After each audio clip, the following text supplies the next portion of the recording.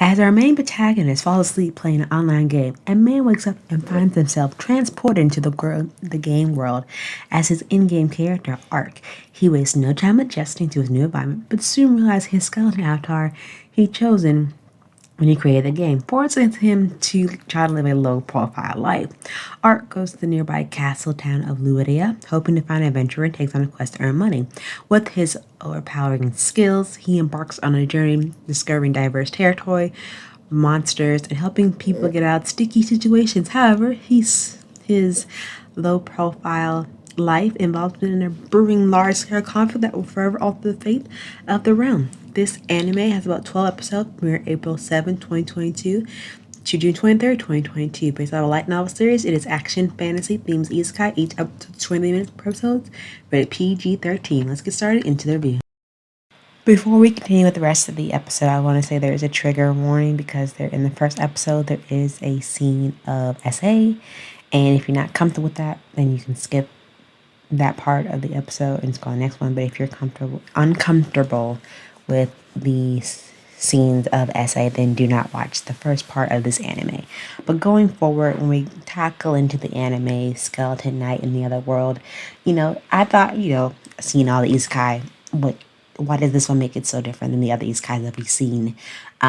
In particular, with Skeleton Knight, when we're given this protagonist, he's not really confused of why he's in this world. Like, he understands, like, hey, I'm in this game that I play with my avatar.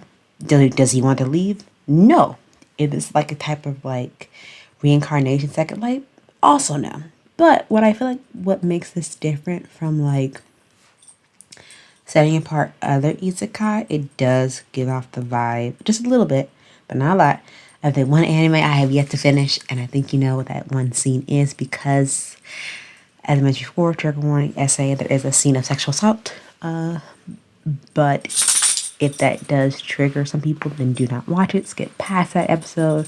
But I think that plays the whole catalyst of the main protagonist's role and why he interjects because, I feel like with the main protagonist, he's very OP. He doesn't question his own existence, and he just goes with the flow of the game. Like he, chooses to believe that he's in here for a reason.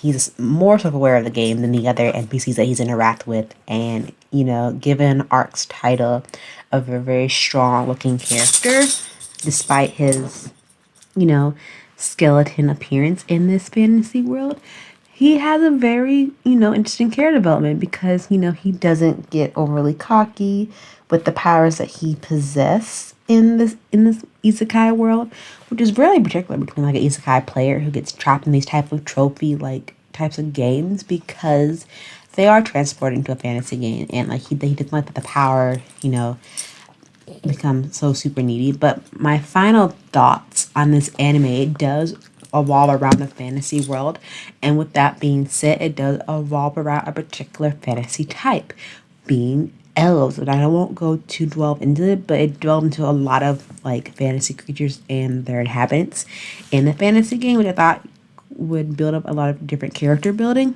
But overall, you see like the cast and the archetypal system in this anime, which does help with his main development and the people that he does meet in this fantasy. Now, will there be a season 2?